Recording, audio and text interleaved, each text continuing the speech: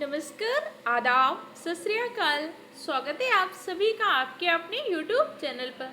कैसे हैं आप सब? आशा करती हूँ आप सब बहुत अच्छे होंगे और बहुत अच्छे तरीके से अपनी पढ़ाई को कर रहे होंगे। आप सबके यूपी टेट एग्जाम की आज आपकी पहली क्लास है। जैसे कि आप सभी को पता है कि इस बार का यूपी टेट का एग्जाम जनवरी माह में प्रस्तावित है, तो आपके पास बहुत ज़्यादा टाइम नहीं है और आपको इन्हीं टाइम पे क्या करना है, नंबर को स्कोर करना है। आप में से जो भी यूपी टेट का एग्जाम देने जा रहा होगा, आप में से 3 कैटेगरी के स्टूडेंट, कुछ ऐसे होंगे जो पहली बार यूपी टेट का एग्जाम देंगे, कुछ ऐसे होंगे जो इससे पहले भी क्वालिफाई कर चुके हैं लेकिन फिर भी दे रहे हैं कि यूपी टेट को फिर से क्वालिफाई कर ले रहे हैं। आप में से कुछ साथी ऐसे भी होंगे जो शिक्षक साथी हैं, इस बार उन्हें अपने प्रमोशन के लिए, अपने जॉब में बने रहने के लिए यूपी टेट का एग्जाम देना है। तो देखो, हम इस तरीके से पढ़ेंगे कि चीज़ें सबको बेटर तरीके से समझ में आए। जो पहली बार सीडीपी पढ़ा है उसको भी चीज़ें समझ में आए, जिसने पढ़ाई छोड़ दिया है उसको भी चीज़ें समझ में आए, और आप में से बहुत सारे साथी ऐसे भी होंगे जिनका तैयार हुआ है, उन्हें भी कुछ चीज़ें बेटर तरीके से सीखने को मिले। आज हमारी पहली क्लास है, हम कुछ चीज़ों को अच्छे से समझने की कोशिश करेंगे। अगर आपको मेरी स्पीड कम या ज़्यादा लग रही है तो यूट्यूब में ऑप्शन होता है, या मुझे कमेंट सेक्शन द्वारा बता दीजिएगा। आज हम बहुत छोटी क्लास रखेंगे क्योंकि इस टाइम पे मेरे भी स्कूल में एग्ज़ाम वगैरह चल रहे हैं, तो उतना टाइम नहीं मिल पा रहा है। मंडे से हम सारी क्लासों को बहुत यूजुअल तरीके से अच्छे से स्टार्ट हो जाएंगे। तो बस आज हम एक ट्रायल के रूप में आपको मेरा तरीका समझ में आ रहा है कि नहीं आ रहा है, उसे कमेंट सेक्शन में बता दीजिएगा। तो चलिए अपनी क्लास को स्टार्ट करते हैं एक मोटिवेशनल क्विट के साथ। रख हौसला और मंजर भी आएगा, प्यासे के पास चलकर समंदर भी आएगा, मंजिल भी मिलेगी और मिलने का मजा भी आएगा। बस जो भी वक्त चल रहा है, थोड़ा सा इस वक्त को गुजर जाने दीजिए, थोड़ा सा सब्र कर लीजिए, सब कुछ बेहतर होगा। तो हमारे सीडीपी का आज का जो टॉपिक है बाल विकास, क्योंकि अगर आप हमारे सिलेबस को देखोगे तो उसमें लिखा हुआ है 3 शब्द, CDP, child development and pedagogy. Child mean बाल, डेवलपमेंट विकास, पेडागोजी में शिक्षण शास्त्र। तो भाई हमें बाल विकास और शिक्षण शास्त्र पढ़ने की जरूरत क्यों पड़ी? क्योंकि जैसा कि आपको पता है, मनोविज्ञान की मुख्य रूप से 14 शाखाएं हैं। इन मनोविज्ञान के 14 शाखाओं में से एक ऐसी ब्रांच है जिसे हम कहते हैं बाल विकास, चाइल्ड डेवलपमेंट। तो एज ए टीचर हमें बाल विकास पढ़ने की जरूरत क्यों? हमें सिर्फ और सिर्फ बच्चों के साथ डील करना है। हमारे पास कोई प्रौढ़ावस्था का व्यक्ति नहीं आता कि उसके मन का हमें अध्ययन करना है। हमारे पास कोई वैसा एडल्ट व्यक्ति नहीं आता जिसके मन का अध्ययन करना है। हमें जो अपने कैरियर में, अपने टीचिंग एप्टीट्यूड में बच्चों के मन को, बच्चों के व्यवहार को समझना है। और बच्चों के मन को, व्यवहार को समझना कैसे, इसी को समझने के लिए मनोविज्ञान की एक शाखा है जिसका नाम है बाल विकास। तो हमें उतना बाल विकास पढ़ना है जहाँ तक हम बच्चों के बारे में समझ जाए। तो बाल विकास का मतलब समझ में आ गया, शिक्षण शास्त्र, कि भाई हम किन पद्धतियों का, किन तरीकों का प्रयोग करके अपने शिक्षण कार्य को थोड़ा सा रुचिकर बना दें। क्योंकि वो टाइम चला गया कि भैया बच्चों के ऊपर आपने सारा ज्ञान डाल दिया, बच्चे ऐसे सीख रहे हैं। अब हमें जो भी शिक्षण कार्य करना है बच्चों की, छात्रों की रुचि के अनुसार करना है, ताकि बच्चे सक्रिय रूप से सीख सकें। तो आज हमारे एक टॉपिक में, छोटा सा टॉपिक है वृद्धि और विकास। वृद्धि मतलब ग्रोथ, विकास का मतलब क्या होता है, डेवलपमेंट। सामान्य शब्दों में हम समझते हैं तो हमें लगता है भाई वृद्धि और विकास एक ही है, लेकिन अगर आप इसको पढ़ने की कोशिश करेंगे तो वृद्धि और विकास में अंतर है। वृद्धि कैसी होती है? वृद्धि होती है मात्रात्मक। मात्रात्मक का मतलब क्या है? मतलब अगर आपको किसी की ग्रोथ को मीजर करना है तो उसे आप किसी न किसी चीज़ में माप सकते हैं। जैसे मैंने कहा कि भाई राम की हाइट क्या हो गई, अब 2 सेंटीमीटर बढ़ गई है। तो राम की हाइट 2 सेंटीमीटर बढ़ गई है, तो इसको आपने माप लिया कि नहीं माप लिया, मीजर कर लिया कि नहीं कर लिया, किसी न किसी मात्रा में, लंबाई में मापन कर लिया। तो आपने कहा कि भाई 2 सेंटीमीटर बढ़ गई। अब हमने कहा कि राम की हिंदी ना पहले से बेटर हो गई है, तो क्या आप माप पाओगे कि भैया राम की हिंदी पहले 2 सेंटीमीटर उससे हिंदी आती थी, आज 5 सेंटीमीटर हिंदी आ रही? ऐसा कर सकते हो? नहीं कर सकते हो, क्योंकि राम के गुण का विकास हुआ है। तो जब कोई ऐसे गुण का विकास होता है जिसका मापन संभव नहीं है, उसी को हम क्या बोलते हैं, विकास। और जिसका मापन संभव है उसे हम क्या बोलते हैं, वृद्धि। वृद्धि एक बहुत ही निश्चित समय तक होती है और वृद्धि एक बहुत ही सीमित पक्ष में होती है। अब क्वेश्चन आपका कैसे पूछता है, क्वेश्चन जो पूछता है उसको मैंने हाईलाइट कर दिया है। क्वेश्चन पूछेगा वृद्धि कैसी होती है, मात्रात्मक होती है कि गुणात्मक। तो जो भी वृद्धि होगी उसे आप किसी न किसी मापन में माप सकते हैं, तो इसीलिए आपकी वृद्धि कैसी होती है, मात्रात्मक होती है। मात्रात्मक होने के साथ साथ कैसी होती है, वृद्धि आपके एक निश्चित समय तक होती है। जैसे आपकी हाइट, आपकी लंबाई ऐसा तो नहीं जीवन भर बढ़ रही, बुढ़ापा में आपकी हाइट बढ़ती जा रही, ऐसा होता है, नहीं होता। वृद्धि की प्रक्रिया एक निश्चित समय तक होती है। 16-17 साल तक की वृद्धि की प्रक्रिया लगभग संपन्न हो जाती है। 16-17 साल की उम्र आते आते आपकी हाइट भी जितनी बढ़नी होती है बढ़ जाती है, आपके हाथ पैर की लंबाई जितनी बढ़नी होती है बढ़ जाती है। तो वृद्धि कैसी होती है, वृद्धि मात्रात्मक होती है और निश्चित समय तक होती है। वृद्धि मात्रात्मक होती है, इसका मतलब क्या है, इसका मतलब होता है जो वृद्धि हो रही है उसका हम मापन कर सकते हैं। हाइट में वृद्धि हो रही है, किसी की चौड़ाई में वृद्धि हो रही है, तो उसको हम माप के बता सकते हैं कि भैया 5 सेंटीमीटर पहले थी, आज इसकी 7 सेंटीमीटर हो गई, पहले 10 सेंटीमीटर थी, आज इसकी 12 सेंटीमीटर हो गई। वृद्धि आपको समझ में आया कि नहीं आया। अब इसके बाद विकास क्या होता है, विकास के अंतर्गत बहुत सारे गुणों का होता है। जब किसी भी गुण का विकास हो रहा है तो कहीं ना कहीं विकास होता है। विकास आपका दोनों प्रकार का होता है, मात्रात्मक भी होता है और गुणात्मक भी होता है।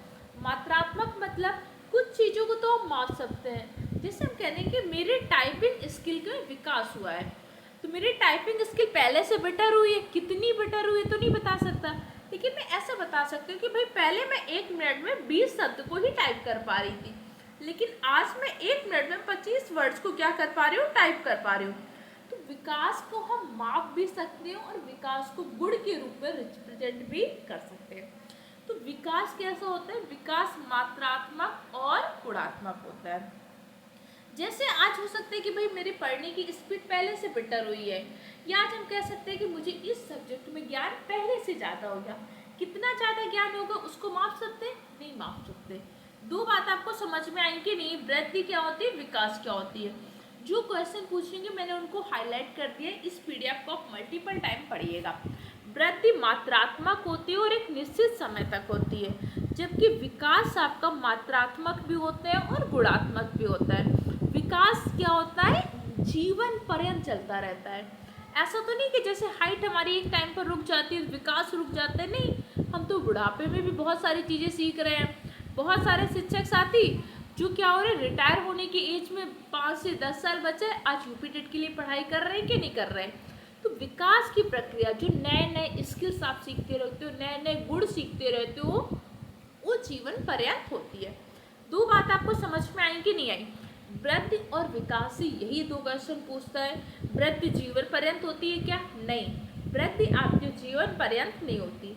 वृद्धि एक निश्चित समय तक होती है। वृद्धि मात्रात्मक होती है कि गुणात्मक होती है, तो वृद्धि आपकी मात्रात्मक होती है। जबकि विकास कैसा होता है, विकास जीवन पर्यंत होता रहता है। विकास मात्रात्मक और गुणात्मक दोनों होता है। वृद्धि कैसी होती है, वृद्धि का एक संकीर्ण पक्ष है, हाँ जी, वृद्धि एक आपका संकीर्ण पक्ष है। वृद्धि कुछ ही निश्चित पक्षों पर होती है, जबकि विकास कैसा है, विकास आपका एक विस्तृत पक्ष है। कैसे क्वेश्चन आएंगे उनको भी हम टाइम टाइम पर डिस्कस करते रहेंगे। जैसे आगे क्लासेज आएंगे हम पीछे का रिवाइज करेंगे। हो सकता है कि आज अगर पहली बार सीडीपी पढ़ रहे हैं तो बहुत सारी चीज़ें आपको समझ में नहीं आ रही हो, लेकिन धीरे धीरे ट्राई करते रहेंगे, बहुत सारी चीज़ें सीख जाएंगे। इसके बाद आपका क्वेश्चन एक पूछता है कि भाई विकास के पक्ष कितने होते हैं। तो देखो विकास के अलग अलग पक्ष होते हैं, लेकिन मुख्य रूप से पूछेगा तो मुख्य रूप से आपके विकास के 4 पक्ष होते हैं। पहला पक्ष कौन सा होता है, आपका शारीरिक विकास, फिजिकल डेवलपमेंट। दूसरा पक्ष क्या होता है, दूसरा पक्ष होता है इमोशनल डेवलपमेंट, आपका संवेगात्मक विकास। तीसरा पक्ष कौन सा होता है, कॉग्निटिव डेवलपमेंट। कॉग्निटिव डेवलपमेंट जिसे संज्ञानात्मक विकास कहते हैं, जो भी आपके मस्तिष्क से जुड़ा हुआ है। इसके बाद अगला होता है आपका सोशल डेवलपमेंट, सामाजिक विकास। विकास के मुख्य रूप से कितने पक्ष होते हैं, तो विकास के मुख्य रूप से 4 पक्ष होते हैं। इसके बाद जो भी पक्ष आएगा कहीं ना कहीं इन्हीं पक्षों के अंतर्गत आएगा। और दूसरी बात, एक पॉइंट हमेशा पूछता है, विकास के समस्त पक्ष आपस में कैसे होते हैं? विकास के समस्त पक्ष आपस में अंतर संबंधित होते हैं।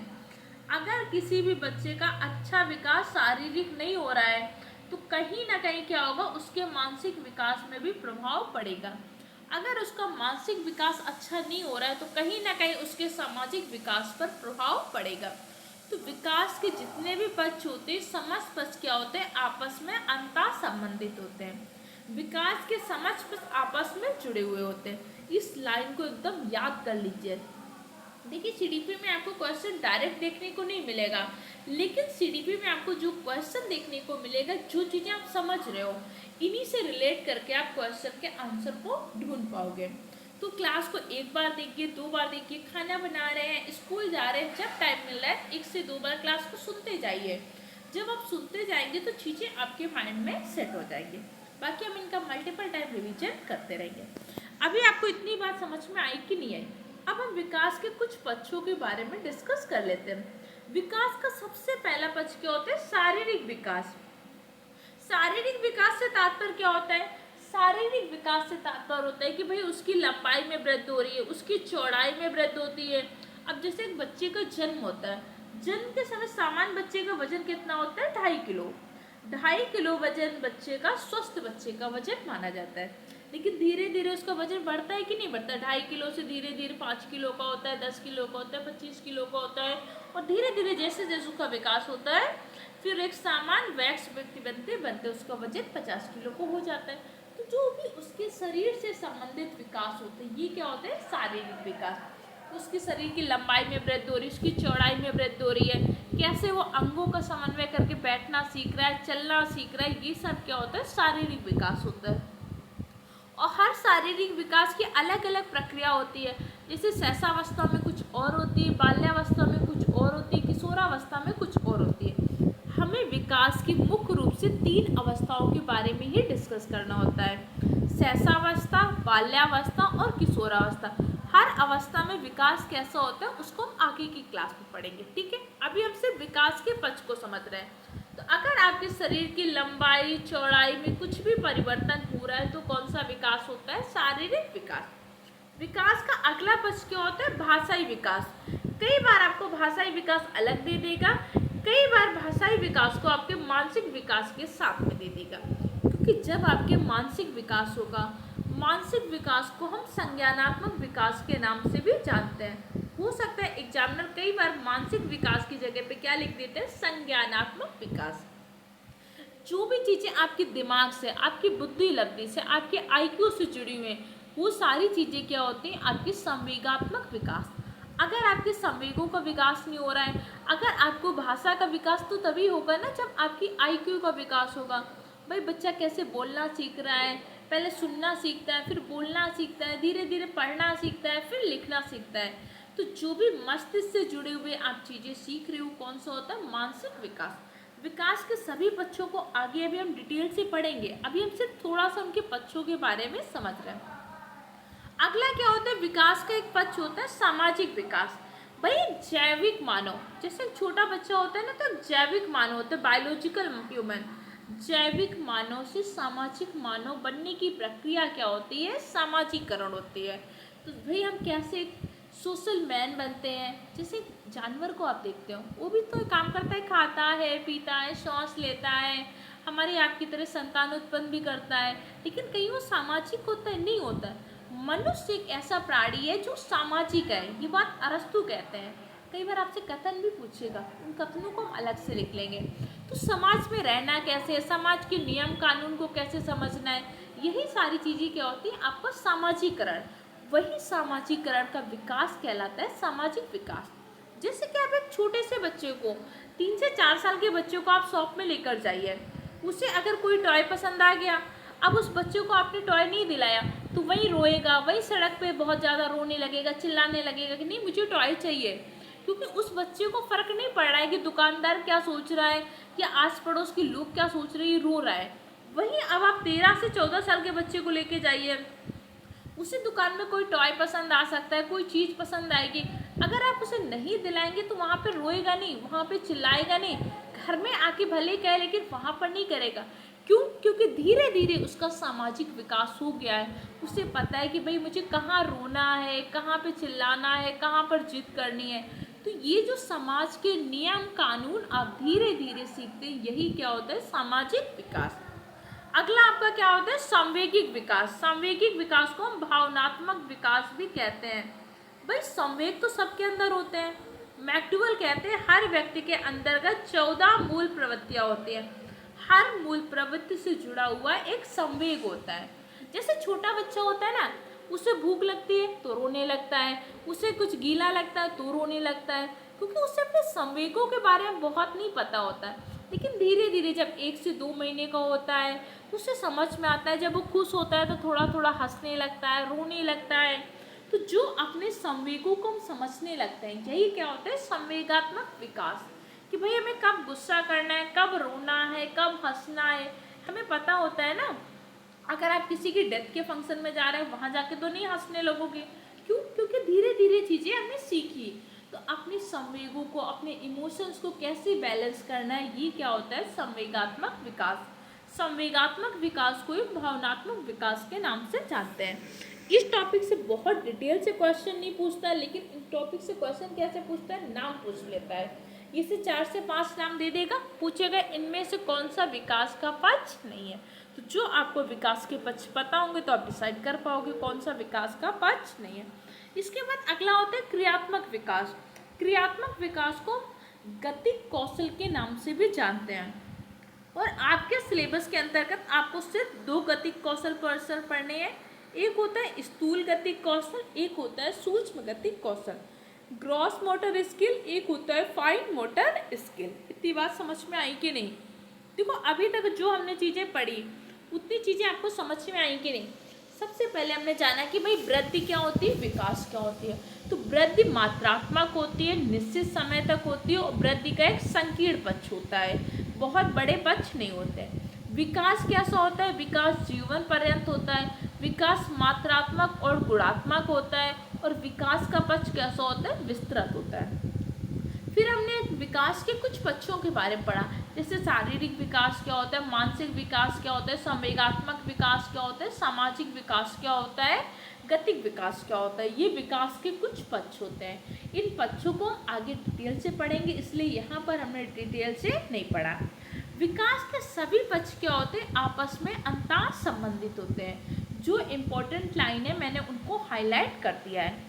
तो इतनी चीज़ें आज हमने पढ़ी। क्लास कैसी लगी इसका फीडबैक आप मुझे कमेंट सेक्शन द्वारा दीजिएगा। कोई दिक्कत, कोई कन्फ्यूजन, कोई स्पीड से जुड़ी हुई दिक्कत है तो मुझे कमेंट सेक्शन में बताइएगा। पढ़िएगा, मेहनत करिएगा, अपने माँ बाप का सपना पूरा करिएगा, और इस क्लास को दूसरों के साथ भी शेयर कीजिएगा, और अपना फीडबैक मुझे कमेंट सेक्शन द्वारा दीजिएगा। अगर आप चैनल में पहली बार आए तो चैनल को सब्सक्राइब कीजिए। पढ़िए, मेहनत करिए, एक अच्छे इंसान बनिए, अच्छे नागरिक बनिए।